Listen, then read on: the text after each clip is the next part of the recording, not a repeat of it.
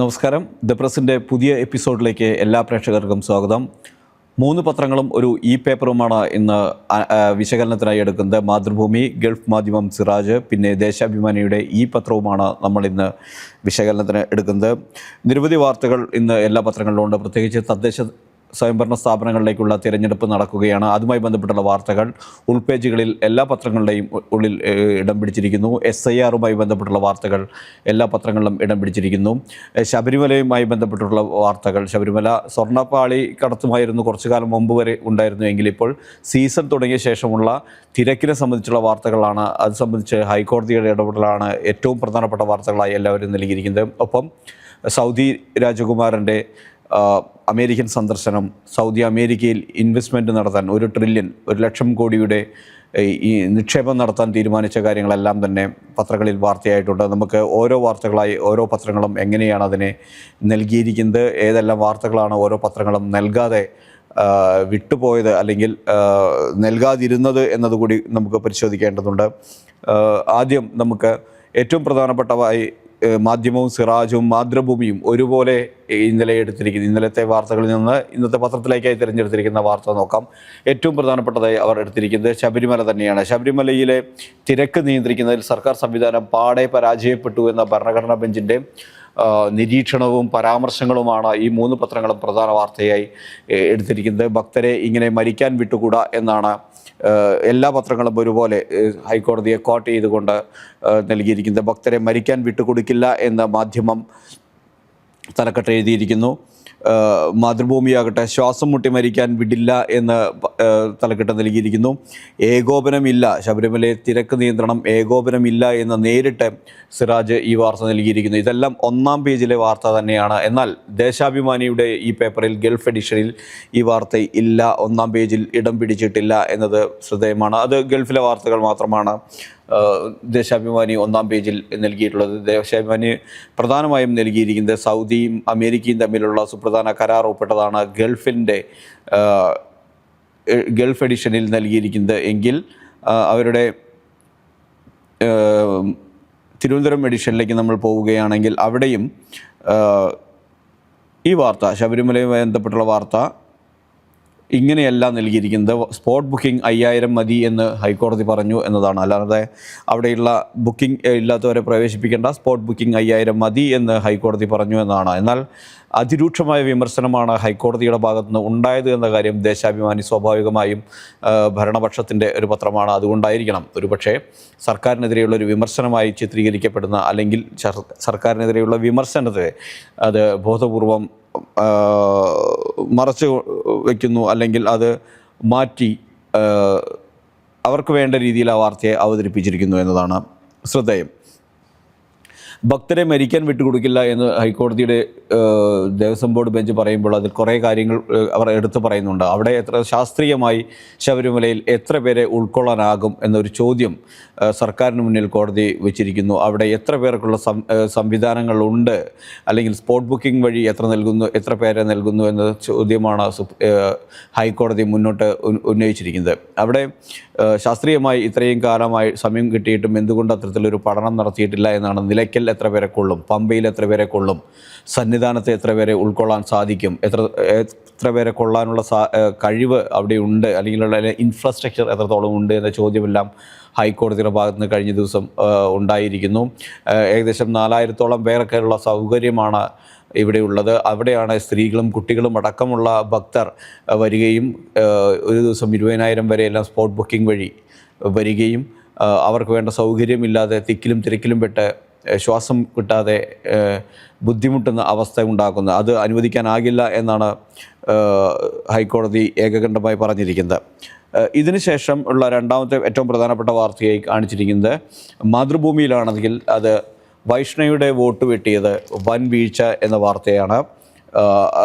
ഈ വാർത്ത തന്നെ മാധ്യമവും ഫ്രണ്ട് പേജിൽ നൽകിയിട്ടുണ്ട്. ഒപ്പം VM വിനുവിൻ്റെ കാര്യവും ഇതും മാതൃഭൂമിയിൽ തന്നെയുണ്ട്. സിറാജിലും VM വിനുവിൻ്റെ വാർത്തയാണ് നൽകിയിരിക്കുന്നത്. അതൊരു ഒറ്റ സൈഡ് കോളം വാർത്തയാണ്. വൈഷ്ണയുടെ വാർത്ത പ്രധാനപ്പെട്ട വാർത്തയായി നൽകിയിരിക്കുന്നു.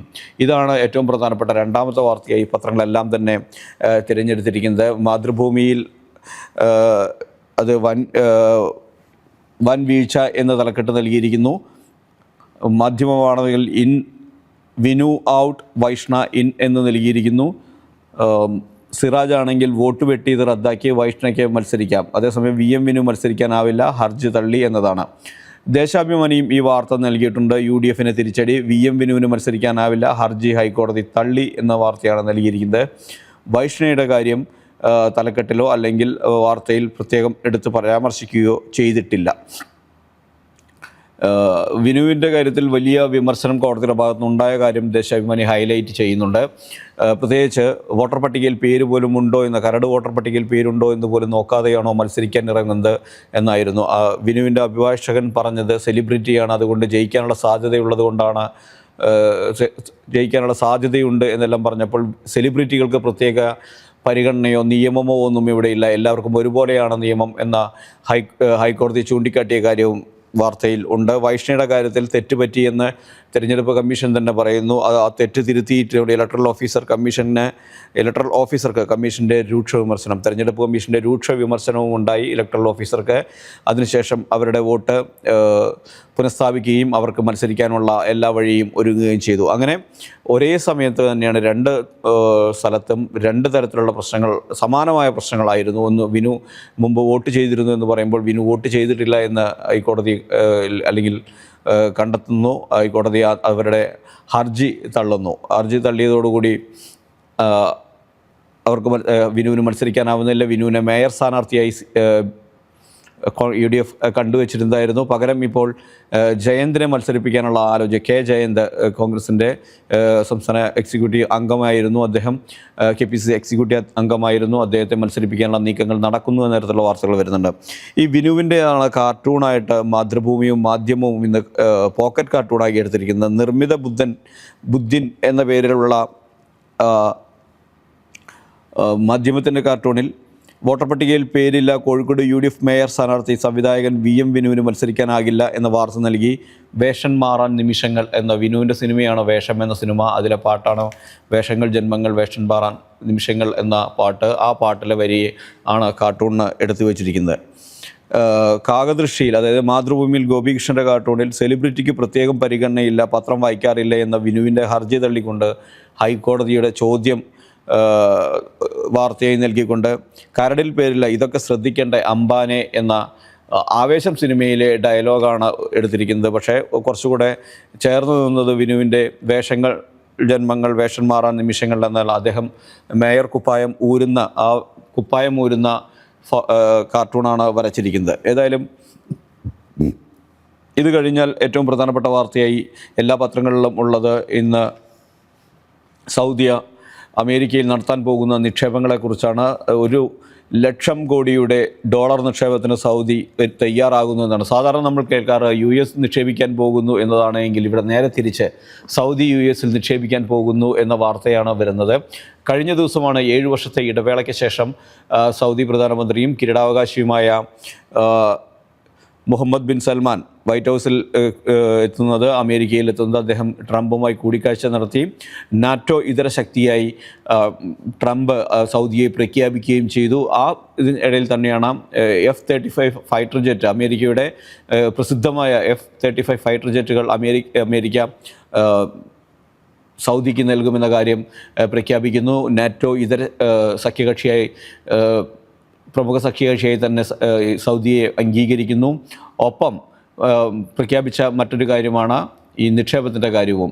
നിക്ഷേപത്തിൻ്റെ കാര്യത്തിൽ $600 ബില്യൺ മുതൽ $1 ട്രില്യൺ വരെ നിക്ഷേപിക്കുമെന്നാണ് ഇൻഡസ്ട്രിയിൽ, അതായത് വ്യാവസായിക മേഖലയിൽ നിക്ഷേപം ഇറക്കാനാണ് സൗദി ആലോചിക്കുന്നത്. ഈ വാർത്തയാണ് 3 പത്രങ്ങളിലും പ്രധാനപ്പെട്ട വാർത്തയായി തന്നെ നൽകിയിട്ടുണ്ട്. 1-ാം പേജിൽ തന്നെ നൽകിയിട്ടുണ്ട്. പിന്നീട് നിതീഷിൻ്റെ സത്യപ്രതിജ്ഞ ഇന്നാണ് എന്ന വാർത്ത മാധ്യമം നൽകിയിരിക്കുന്നു. അതേസമയം മാതൃഭൂമിയുടെ 1-ാം പേജിലുള്ള ഒരു ബോക്സ് വാർത്ത എന്ന് പറയുന്നത് ഹുറേ കുറാസോ എന്ന് പറഞ്ഞുകൊണ്ടാണ്. അതായത് ലോകകപ്പ് ഫുട്ബോളിന് അമേരിക്കയിൽ, മെക്സിക്കോ, കാനഡ 3 രാഷ്ട്രങ്ങൾ ചേർന്ന് അടുത്ത വർഷം ആതിഥേയത്വം വഹിക്കുന്ന 27-ൽ ആതിഥേയത്വം വഹിക്കുന്ന, അടുത്ത വർഷമല്ല 27-ൽ ആതിഥേയത്വം വഹിക്കുന്ന ലോകകപ്പ് ഫുട്ബോളിൽ കുറാസോ എന്ന രാഷ്ട്രം കൂടി യോഗ്യത നേടിയെന്നാണ്. എന്തുകൊണ്ട് കുറാസോ എന്ന രാഷ്ട്രത്തിൻ്റെ വാർത്ത ഇത്രത്തോളം പ്രാധാന്യം നേടുന്നു ചോദിച്ചാൽ അവിടുത്തെ ജനസംഖ്യ തന്നെയാണ്. ഏറ്റവും കുഞ്ഞൻ രാഷ്ട്രമാണ് കുറാസോ.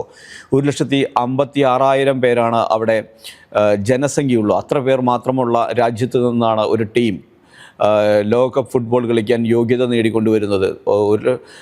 അവിടെയാണ് 140 ബില്യൺ ജനങ്ങളുള്ള ഇന്ത്യ എന്ന് ലോകകപ്പ് കളിക്കുമെന്ന ചോദ്യം കൂടി പ്രസക്തമാകുന്നത്. അതുകൊണ്ട് തന്നെയാണ് കുറാസോയുടെ ലോകകപ്പ് യോഗ്യത നേടിയ വാർത്ത വലിയ പ്രാധാന്യം അർഹിക്കുന്നു. അത്ര കുഞ്ഞൻ രാഷ്ട്രമാണെങ്കിൽ കൂടി അവരുടെ ഇച്ഛാശക്തിയും അവരുടെ കായിക രംഗത്തെ അവരുടെ പ്രകടനവുമെല്ലാം തന്നെ, പ്രത്യേകിച്ച് ഫുട്ബോളിൽ അവരുടെ പ്രകടനവുമെല്ലാം എടുത്തു പറയേണ്ടതാണ്.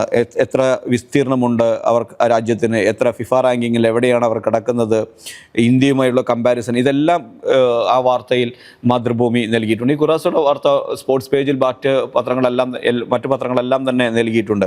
പക്ഷേ മാതൃഭൂമി ഫ്രണ്ട് പേജിൽ നൽകുന്നത് ഇന്ത്യയും കുറാസോയും തമ്മിലുള്ള കമ്പാരിസൺ മാത്രമല്ല, നമ്മുടെ കേരളത്തിലെ ആലപ്പുഴ എന്ന ജില്ലയും കുറാസോ എന്ന രാജ്യവും തമ്മിലുള്ളൊരു കമ്പാരിസണായിട്ട് നൽകിയിട്ടുണ്ട്. ആലപ്പുഴയിലുള്ള ജനസംഖ്യ, കേരളത്തിലെ ചെറിയ ജില്ലയെ ആലപ്പുഴയ്ക്ക് കുറാസോയേക്കാൾ 3 ഇരട്ടി വലിപ്പമുണ്ട് എന്നാണ്. കുറാസോ എന്ന രാഷ്ട്രത്തേക്കാൾ 3 ഇരട്ടി വലിപ്പമുണ്ട് കേരളത്തിലെ ഏറ്റവും ചെറിയ ജില്ലയായ ആലപ്പുഴയ്ക്ക്. ആലപ്പുഴയാണ് കേരളത്തിലെ ഏറ്റവും ചെറിയ ജില്ല. ആ ജില്ലയ്ക്ക് പോലും കുറാസോയുടെ 3 ഇരട്ടി വലിപ്പമുണ്ട്. അങ്ങനെ ഒരു കമ്പാരിസൺ കൂടി മാതൃഭൂമി വാർത്തയിൽ നൽകിയിരിക്കുന്നത്. വളരെ ഇൻഫോർമേറ്റീവായിട്ടുള്ള ഒരു വാർത്തയായിട്ട് തന്നെയാണ് നൽകിയിരിക്കുന്നത്. വിസ്തീർണം എന്ന് പറയുന്നത്, ആലപ്പുഴയുടെ വിസ്തീർണം പറഞ്ഞാൽ 1414 ചതുരശ്ര കിലോമീറ്ററാണ്. കുറാസോയ്ക്ക് അത് വെറും 444 ചതുരശ്ര കിലോമീറ്റർ മാത്രമാണ്. ഫിഫ റാങ്കിൽ ഇന്ത്യ എവിടെ നിൽക്കുന്നു, അതുപോലെ തന്നെ കുറാസോ എവിടെ നിൽക്കുന്നു എന്ന കാര്യവുമുണ്ട്. 2015 കുറാസോ 82ാം റാങ്കിലായിരുന്നു, 182ാം റാങ്കിലായിരുന്നു. ഇപ്പോഴത് 82ാം റാങ്കിലാണ്. 2015 150ാം റാങ്കിൽ നിന്ന രാജ്യമാണ്. ഇന്ത്യ 136ാം സ്ഥാനത്ത് നിൽക്കുന്നു എന്ന് പറഞ്ഞുകൊണ്ട് കുറാസോ ഒരു കരീബിയൻ രാജ്യമാണ് കേട്ടോ, അതുകൂടെ പറയണമല്ലോ. കരീബിയൻ ഐലൻഡുകളിലുള്ള ചെറിയ രാഷ്ട്രമാണ്. നമുക്ക് കരീബിയൻ ഐലൻഡിലെ ജമൈക്ക പോലുള്ള രാജ്യങ്ങളെ എല്ലാം അറിയാം. അവിടെ നിന്നാണ് കുറാസോയുടെയും വരവ്. നമുക്ക് ഉൾപേജുകളിലേക്ക് പോവുകയാണ് എങ്കിൽ ഒരു ഫണ്ട് പ്രഖ്യാപനത്തിൻ്റെ വാർത്തയാണ്. അതായത് ദേശീയ ഫണ്ട് 3670 കോടിയുടെ ഫണ്ട് പ്രഖ്യാപിച്ച ഷെയ്ഖ് മുഹമ്മദ് എന്ന് പറഞ്ഞാൽ ആഗോള നിക്ഷേപം രാജ്യത്തേക്ക് ആകർഷിക്കുന്നതിന് ലക്ഷ്യമിട്ടുകൊണ്ടാണ് അത്തരത്തിലൊരു ഫണ്ട് പ്രഖ്യാപിച്ചിരിക്കുന്നത്. അതിന് മൂലധനമായി ആദ്യഘട്ടത്തിൽ 3670 കോടി ദിർഹത്തിൻ്റെ ഫണ്ടാണ് പ്രഖ്യാപിച്ചിരിക്കുന്നത്. ഇന്നലെ ചേർന്ന മന്ത്രിസഭാ യോഗത്തിലാണ് ഇത്തരത്തിലൊരു തീരുമാനം വരുന്നത്. ഒപ്പം ദുബായ് എയർ ഷോ നാളെ സമാപിക്കുമെന്ന വാർത്തയും അവർ നൽകിയിട്ടുണ്ട്. ദുബായ് എയർ ഷോയിൽ നിന്നുള്ള വിവിധ ഫോട്ടോയും മാതൃഭൂമിയുടെ 2ാം പേജിൽ ഇടം പിടിച്ചിരിക്കുന്നു. ദുബായ് വിമാനത്താവളത്തിൽ കഴിഞ്ഞ 3 ക്വാർട്ടറുകളിൽ 24 ലക്ഷത്തിലേറെ യാത്രക്കാരാണ് വന്നിറങ്ങിയത്. അതിലേറ്റവും കൂടുതൽ ഇന്ത്യക്കാരാണ് എന്ന വാർത്തയും മാതൃഭൂമി നൽകിയിട്ടുണ്ട്. അതുതന്നെ മാധ്യമത്തിലും സിറാജിലുമെല്ലാം അതിൻ്റെ 2ാം പേജിൽ ഈ ഒരു വാർത്ത ഇടം പിടിച്ചിട്ടുണ്ട്. ദേശീയ നിക്ഷേപ നിധി പ്രഖ്യാപിച്ച UAE, അതായത് നേരത്തെ ഞാൻ പറഞ്ഞ 3670 കോടിയുടെ ആഗോള നിക്ഷേപകരെ ആകർഷിക്കലാണ് ലക്ഷ്യം. തുടക്കത്തിൽ 3670 കോടി ദിർഹമാണ് മൂലധനം എന്ന നേരത്തെ മാതൃഭൂമിയിൽ നൽകിയിരിക്കുന്ന വാർത്ത തന്നെയാണ് ഇവിടെയും ഉള്ളത്. ഈ വാർത്തകൾക്കപ്പുറം UAE പൗരന്മാർക്ക് ഇന്ത്യയിലേക്ക് ഇനി നോൺ അറൈവൽ വിസയാണ്. അതായത് UAE-കാർക്ക് ഇനി ഇന്ത്യയിലേക്ക് വരാൻ വിസ ഓൺ അറൈവൽ ലഭിക്കും. നമ്മുടെ കോഴിക്കോടും കൊച്ചിയിലും, കേരളത്തിലെ തിരുവനന്തപുരം വിമാനത്താവളത്തിലും ഇത് കൊച്ചി കോഴിക്കോട് വിമാനത്താവളങ്ങളിലും ഈ സൗകര്യം ലഭ്യമാണ്. ഇവിടെ വന്നിറങ്ങുന്നവർക്കും എമിറാത്തികൾക്ക് വിസ ഓൺ അറൈവൽ എടുക്കാം. നേരത്തെ എടുത്ത വിസയാണ് കയ്യിൽ ഉണ്ടായിരിക്കണം. ഈ വിസയോ അല്ലെങ്കിൽ പേപ്പർ വിസയോ ആയി മാത്രമേ ഇന്ത്യയിലേക്ക് വരാൻ സാധിക്കുമായിരുന്നുള്ളൂ. ഇനി അതിൻ്റെ ആവശ്യമില്ല. പക്ഷേ ഒരു കണ്ടീഷനുണ്ട്. ഇതിൽ എമിറാത്തികളുടെ മുത്തച്ഛനോ മുത്തശ്ശിയോ പാക് പൗരന്മാരോ അല്ലെങ്കിൽ പാകിസ്ഥാനിൽ താമസിക്കുന്ന ആളോ ആണ് എങ്കിൽ വിസ ഓൺ അറൈവൽ ലഭ്യമല്ല. അവർക്ക് കോൺസുലേറ്റ് വഴിയോ എംബസി വഴിയോ വിസ എടുത്തുകൊണ്ട് തന്നെ പേപ്പർ വിസയോ അല്ലെങ്കിൽ ഈ വിസയോ ആയി മാത്രമേ ഇന്ത്യയിലേക്ക് എത്താൻ സാധിക്കുള്ളൂ. അല്ലാത്ത എമിറാത്തികൾക്ക് എല്ലാവർക്കും ഇന്ത്യയിലേക്ക് 60 ദിവസത്തെ കാലാവധിയാണ് ലഭിക്കുക. ടൂറിസമായി വരാം, ചികിത്സയ്ക്കായി വരാം, അങ്ങനെ ഈ ബിസിനസ് ആവശ്യങ്ങൾക്കായിട്ട് വരാം, ശില്പശാലകളിൽ പങ്കെടുക്കാനായിട്ട് വരാം. അത്തരത്തിലുള്ള ആവശ്യങ്ങൾക്കെല്ലാം തന്നെ വിസ ഓൺ അറൈവൽ ലഭ്യമാകും. ഈ ഒരു വാർത്ത മാധ്യമം 2ാം പേജിൽ നൽകിയിട്ടുണ്ട്. സിറാജിൻ്റെ 2ാം പേജിലുള്ള പ്രധാനപ്പെട്ട വാർത്ത എന്ന് പറയുന്നതും ദേശീയ നിക്ഷേപ നിധി UAE പ്രഖ്യാപിച്ച വാർത്ത തന്നെയാണ് ഉള്ളത്. മന്ത്രിസഭ അംഗീകാരം നൽകി എന്ന വാർത്ത നൽകിയിരിക്കുന്നു. അതേസമയം ദേശാഭിമാനിയുടെ രണ്ടാമത്തെ പേജിൽ സൗദി തൊഴിൽ നിയമ ലംഘനത്തിന് പുതിയ പിഴ ഈടാക്കും എന്ന വാർത്തയാണുള്ളത്. തൊഴിൽ നിയമവും ചട്ടങ്ങളും പരിഷ്കരിക്കുന്നതിൻ്റെ ഭാഗമായാണ് ലംഘനങ്ങൾക്കുള്ള പിഴ പട്ടിക പുതുക്കിയതായി മാനവ വിഭവശേഷി സാമൂഹ്യ വികസന മന്ത്രാലയം അറിയിച്ചത്. പൊതുജനങ്ങളിൽ നിന്ന് നിർദ്ദേശങ്ങൾ ശേഖരിച്ച ശേഷം ആണ് പുതിയ പട്ടിക പ്രാബല്യത്തിൽ വന്നത് എന്ന വാർത്ത നൽകിയിരിക്കുന്നു. ഒപ്പം കുവൈത്ത് പുസ്തകമേളയിൽ ഒമാൻ വിശിഷ്ടാതിഥിയാകുമെന്ന വാർത്തയും രണ്ടാം പേജിൽ നൽകിയിരിക്കുന്നു. ദേശാഭിമാനിയുടെ മാത്രം ഒരു വാർത്തയുണ്ട് ഇന്ന്. ദേശാഭിമാനി മാത്രമാണ് ആ വാർത്ത റിപ്പോർട്ട് ചെയ്തിരിക്കുന്നത്. മറ്റു പത്രങ്ങളിലൊന്നും തന്നെ ആ വാർത്ത കണ്ടില്ല. ഒമാനി റിയാലിന് പുതിയ ചിഹ്നം പുറത്തിറക്കിയെന്നാണ്. അതായത് ഒമാനി റിയാൽ ചിഹ്നം ഉണ്ടായിരുന്നില്ല, പ്രത്യേകിച്ച് ഒരു ചിഹ്നം ഉണ്ടായിരുന്നില്ല. നമുക്ക് രൂപയ്ക്കൊരു R വെട്ടുള്ള ഒരു ചിഹ്നമുണ്ട്, ഡോളറിന് S 2 വെട്ടുള്ള ചിഹ്നമുണ്ട്. അങ്ങനെ ഒമാനി റിയാലിന് ഒരു ചിഹ്നം പുറത്തിറക്കിയിരിക്കുകയാണ്. ഈ വാർത്ത ദേശാഭിമാനിയുടെ ഫ്രണ്ട് പേജിൽ തന്നെ ഇടം പിടിച്ചിട്ടുണ്ടായിരുന്നു. ഒപ്പം സംസ്ഥാനത്തെ ഏറ്റവും പ്രധാനപ്പെട്ട വാർത്തയായ SIR ഭരണഘടനാ വിരുദ്ധം എന്ന വാർത്തയും ഒന്നാം പേജിൽ ദേശാഭിമാനി നൽകിയിരുന്നു. ദേശാഭിമാനിയുടെ ഉൾപേജിലേക്ക് കടക്കുമ്പോൾ നമ്മൾ കണ്ട വാർത്തകൾ ഇത് രണ്ടുമാണ്. കുവൈത്തിലെ പുസ്തകമേള നടക്കുന്നത്.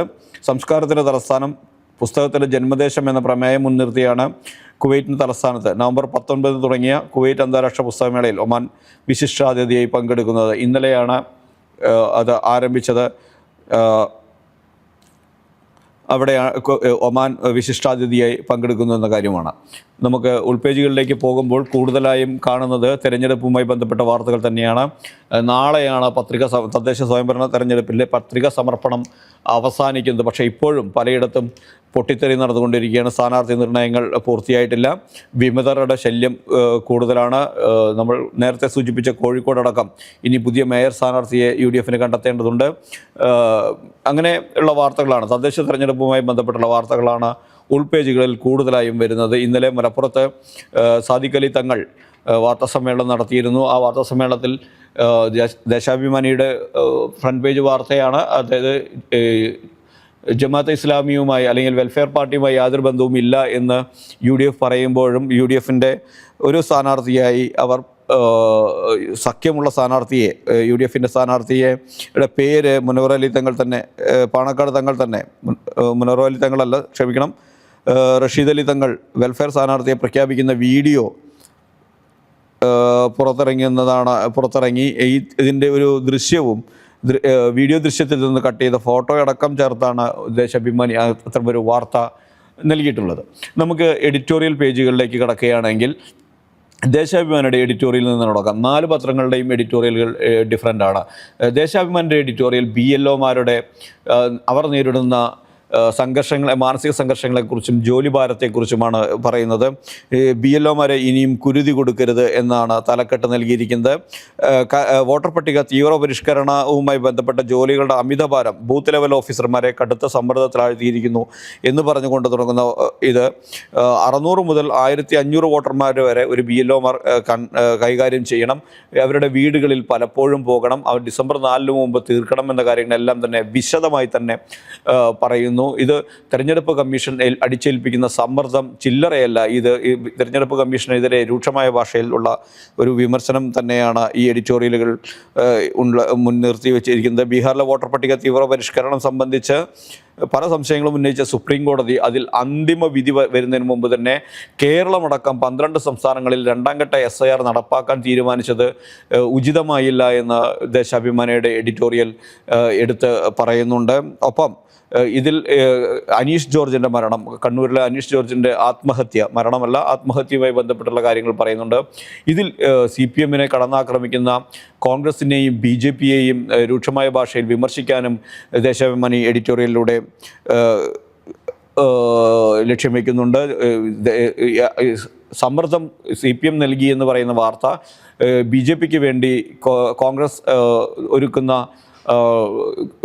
തന്ത്രം മാത്രമാണ്. രാജസ്ഥാനിലും ഒരാൾ ഇതുപോലെ BLO ജീവൻ ഒടുക്കിയിരുന്നു. അതിന് എന്തുകൊണ്ടാണ് കോൺഗ്രസ് കണ്ടില്ലേ എന്ന ചോദ്യവും ദേശാഭിമാനി ന്യായമായ ഒരു ചോദ്യം മുന്നോട്ട് വയ്ക്കുന്നു. ഒപ്പം തന്നെ എഡിറ്റോറിയൽ പേജിൽ SIRഉം കേരളവും എന്ന പേരിൽ ഗോവിന്ദൻ മാസ്റ്ററുടെ, അതായത് CPM സംസ്ഥാന സെക്രട്ടറിയുടെ പ്രത്യേക ലേഖനവും ദേശാഭിമാനി നൽകിയിട്ടുണ്ട്.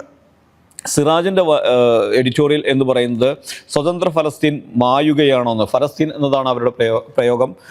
ഫലസ്തീൻ മായുകയാണോ എന്ന ചോദ്യമാണ്. പുതിയ ഒരു ഇത് കൊണ്ടുവന്ന് ട്രംപിൻ്റെ പദ്ധതി കൊണ്ടുവന്നുകൊണ്ട് പലസ്തീനെ സമാധാനം പുനഃസ്ഥാപിക്കുന്നു എന്ന പേരിൽ കൊണ്ടുവന്ന ശേഷം പലസ്തീൻ ജനത ഗാസയെ രണ്ടായി വിഭജിക്കുകയാണ് ചെയ്തിരിക്കുന്നത്, റെഡ് സോൺ, ഗ്രീൻ സോൺ എന്ന പേരിൽ.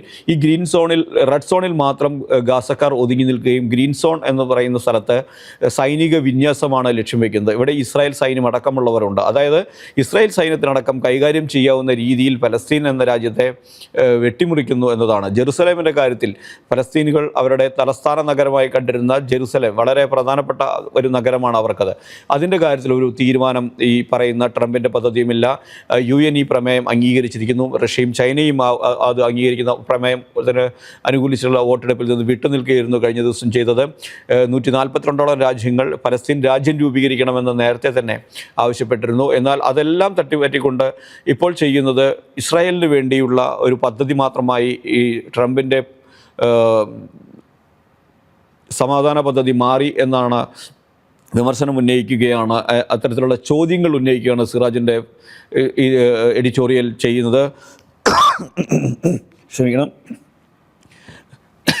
ഒപ്പം തന്നെ പലസ്തീനികൾ ഇപ്പോഴും പലായനം ചെയ്തുകൊണ്ടിരിക്കുന്നു. ഈ പലായനം ചെയ്യുന്ന പലസ്തീനികളെ ഇസ്രായേൽ ഇപ്പോഴും ആക്രമിച്ചു കൊണ്ടിരിക്കുന്നു. നിരവധി മരണങ്ങൾ, കൊലപാതകങ്ങൾ, ബോംബ് സ്ഫോടനത്തിലടക്കം നിരവധി മരണങ്ങൾ ഇപ്പോഴും പലസ്തീനിൽ ഉണ്ടായിക്കൊണ്ടിരിക്കുന്നു. ഗസക്കാർ ഇപ്പോഴും ദുരിതം അനുഭവിക്കുകയാണ് എന്ന കാര്യവും സിറാജ് അവരുടെ എഡിറ്റോറിയൽ എടുത്തു പറയുന്നു. ഇതിനുള്ള മറുപടി ആര് പറയും?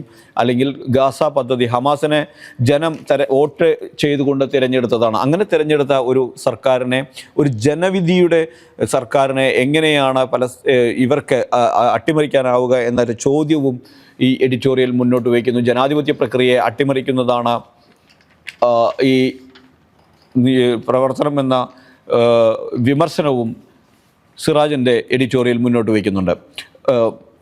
മാധ്യമമാകട്ടെ പാകിസ്ഥാനിലെ നിലവിലെ സാഹചര്യത്തെക്കുറിച്ചാണ് എഡിറ്റോറിയൽ എഴുതിയിരിക്കുന്നത്. അന്താരാഷ്ട്ര വിഷയങ്ങളിലാണ് ഇന്ന് രണ്ട് പത്രങ്ങൾ എഡിറ്റോറിയൽ എഴുതിയിരിക്കുന്നത്. പ്രത്യേകിച്ച് പാകിസ്ഥാനിലെ എഡിറ്റോറിയൽ അത് ഒരു ശ്രദ്ധേയമായ ഒരു എഡിറ്റോറിയൽ തന്നെ കാണേണ്ടതുണ്ട്. പാകിസ്ഥാനിലെ പുതിയ ജനാധിപത്യ ബ്രാക്കറ്റിൽ നിരാസ പരീക്ഷണം എന്നാണ്, ജനാധിപത്യ നിരാസ പരീക്ഷണം എന്ന് ഒറ്റയടിക്ക് വായിക്കേണ്ടതുണ്ട്. പാകിസ്ഥാനിൽ സൈന്യം ഭരണം നടത്തുക അല്ലെങ്കിൽ അട്ടിമറി ഭരണം നടത്തുക എന്നുള്ളത് ചെറിയ കാര്യമല്ല, പലപ്പോഴും സംഭവിച്ചിട്ടുണ്ട്.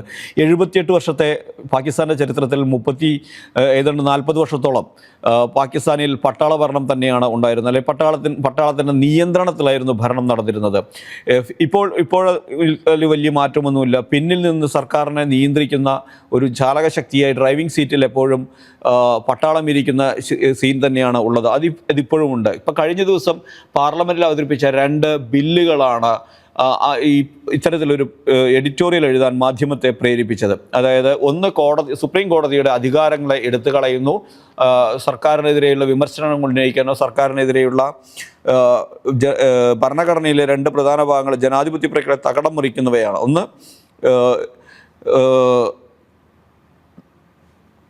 ഒന്ന് ഭരണഘടനാ ബില്ലാണ്. അത് എതിരില്ല 13 ബഹുഭൂരിപക്ഷത്തോടെ പാസ്സായി. എതിരില്ലാതെ 64 വോട്ടുകൾക്ക് സെനറ്റ് ബിൽ പാസ്സാക്കിയപ്പോൾ ദേശീയ അസംബ്ലിയിൽ അത് 234 ആയിരുന്നു വോട്ട്.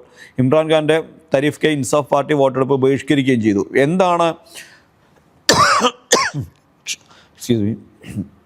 പാകിസ്ഥാൻ്റെ പ്രശ്നം എന്ന് ചോദിച്ചു കഴിഞ്ഞാൽ, പാകിസ്ഥാനിൽ 58 ഭരണം പിടിച്ചടക്കിയ ഫീൽഡ് മാർഷൽ അയ്യൂബ് ഖാൻ മുതൽ ഇങ്ങോട്ട് സിയാ ഉൽ ഹക്ക്, ഏറ്റവും ഒടുവിൽ ജനറൽ പർവേസ് മുഷറഫ് അടക്കമുള്ള സൈനിക മേധാവികൾ ഭരണം നടത്തിയെടുത്ത് ഇപ്പോൾ പുതിയ ഒരു സൈനിക മേധാവിയാണ്. അദ്ദേഹത്തിനാണ് ഇപ്പോൾ ഫീൽഡ് മാർഷൽ അയ്യൂബ് ഖാന് ശേഷം 5 സ്റ്റാറോടുകൂടി ഫീൽഡ് മാർഷൽ പദവി ലഭിക്കുന്നു. ഇതെല്ലാം അദ്ദേഹമാണ് ഇപ്പോൾ ഈ ഭരണം ഉണ്ടാക്കുന്നതിൻ്റെ അല്ലെങ്കിൽ ഈ ബില്ലുകൾ ഉണ്ടാക്കുന്നതിൻ്റെ എല്ലാം പിന്നിൽ പ്രവർത്തിച്ച തല എന്നാണ് വിശേഷിപ്പിക്കപ്പെടുന്നുള്ളത്. അതായത് ജനറൽ ആസിം മുനീർ 2022 ജനറലായി നിയമിതനായത്. അദ്ദേഹം ഇപ്പോൾ തന്നെ ഫീൽഡ് മാർഷലായി ഇരിക്കുന്നു. അയൂബ് ഖാൻ മാത്രമാണ് പാകിസ്ഥാന്റെ ചരിത്രത്തിൽ ഇതിനു മുമ്പ് ഫീൽഡ് മാർഷൽ ഉണ്ടായത്. ഫീൽഡ് മാർഷൽ പ്രത്യേകത അജീവാനന്ദം യൂണിഫോമുള്ള ഉദ്യോഗസ്ഥനാണ് എന്നതാണ്.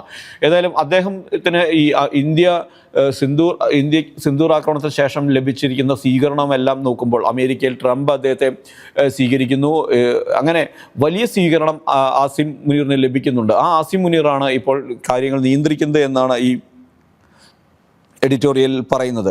സുപ്രീം കോടതിയുടെ അധികാരങ്ങൾ നിയന്ത്രിക്കുന്ന ഭരണഘടനയുടെ ഭേദഗതി ബില്ല് കൊണ്ടുവന്നു. ഇതിനെതിരെ ഹൈക്കോടതികളിലെ ജഡ്ജിമാർ, സുപ്രീം കോടതിയിലെ ജഡ്ജിമാരെല്ലാം തന്നെ വിമർശനവുമായി രംഗത്തെത്തിയിട്ടുണ്ട്. അവരിൽ പലരും രാജിവെക്കുന്ന ഒരു ഘട്ടത്തിലേക്കും എത്തിയിട്ടുണ്ട്. അങ്ങനെ പാകിസ്ഥാനിൽ ഒരു തരത്തിലും അവിടെ സമാധാനം പുലരുകയോ അല്ലെങ്കിൽ ജനാധിപത്യം അടുത്ത കാലത്തൊന്നും പുലരാൻ സാധ്യത കാണുന്നില്ല. വിദൂരത്തിലാണ് എല്ലാം എന്നതാണ് മാധ്യമത്തിൻ്റെ എഡിറ്റോറിയൽ പറഞ്ഞു വയ്ക്കുന്നത്. മാതൃഭൂമിയുടെ എഡിറ്റോറിയൽ ആകട്ടെ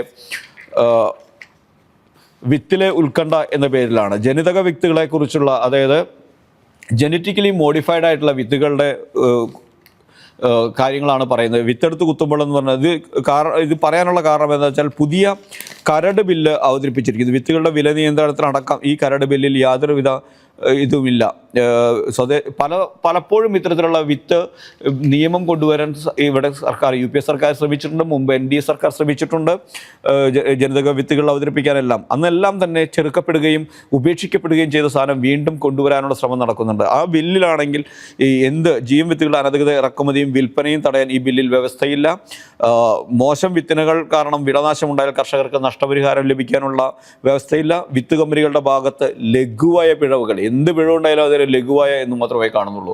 ഉണ്ടായാൽ അവർക്കെതിരെ നടപടിയെടുക്കാനുള്ള ശിക്ഷ ഒഴിവാക്കുന്നുണ്ട്. കർഷകരെക്കാൾ സ്വകാര്യ വിത്ത് കമ്പനികൾക്ക്, രാഷ്ട്രീയാനുബന്ധ വ്യവസായങ്ങൾക്കുമാണ് നിർദ്ദിഷ്ട നിയമം നേട്ടമാവുക എന്നാണ് വിലയിരുത്തൽ. സാമ്പത്തിക ഉദാരീകരണം തുറന്നുവിടുന്ന ഭൂതങ്ങൾ നമ്മെ പിന്തുടരുന്നതായി തറപ്പിക്കുകയാണ് പുതിയ വിത്ത് ബിൽ എന്നാണ് മാതൃഭൂമി അവരുടെ എഡിറ്റോറിയൽ പറഞ്ഞിരിക്കുന്നത്. അങ്ങനെ വിവിധങ്ങളായ വിഷയങ്ങളാണ് ഇന്നത്തെ പത്രങ്ങളിൽ എഡിറ്റോറിയലായി എടുത്തിരിക്കുന്നത്. സ്പോർട്സ് പേജിലേക്ക് വരികയാണെങ്കിൽ